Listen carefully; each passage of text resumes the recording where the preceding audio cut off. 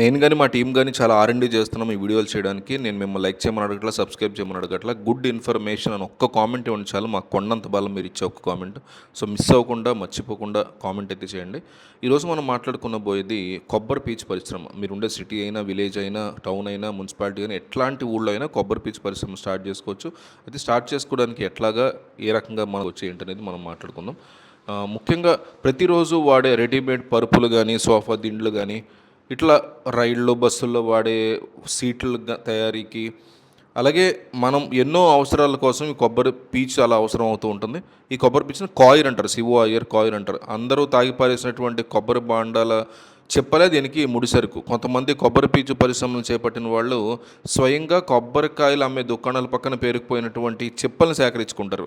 ఇంకొంతమంది ఏం చేస్తారంటే ట్రక్ లోడు 2-3 వేల రూపాయల చొప్పున ట్రక్ లోడ్ని కొనుక్కుంటారు. ఈ చిప్పల్ని డికాటిక్ clearer, curling machine, turbo machine ఇట్లా వీటిని ఉపయోగించి ఈ కార్ని తయారు చేస్తారు. అంటే ఈ పీచుని తయారు చేస్తారు. ఈ పీచులో మిగిలిపోయినటువంటి గడ్డి పీచుని కొబ్బరి పీచు తాళ్ళుగా, ఇంకా మిగిలినటువంటి చిన్న చిన్న పీచుని ఇటుకల తయారీకి, మొక్కలకి పొలాల్లో వాడే కోకోపిట్ తయారీకి దీన్ని వాడతారు. అంతేకాకుండా బ్యాంక్ కూడా సబ్సిడీ ఇస్తుంది దీనికి సంబంధించి.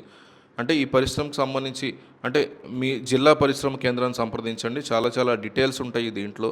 కాయిర్ పరిశ్రమలో మంచి డబ్బులు సేవ్ చేసుకున్న వాళ్ళు, ఆదాయాలు గడించిన వాళ్ళు చాలామంది ఉన్నారు. సో, మీరు వీలైనంత ఎక్కువ మందికి ఈ వీడియో పంపించండి. కాయిన్ మేకింగ్ కొబ్బరి పీచు తయారీ పరిశ్రమను ఆల్రెడీ కనుక్కొని మీరు బిజినెస్ స్టార్ట్ చేయండి. మంచి బిజినెస్ ఐడియా ఇది.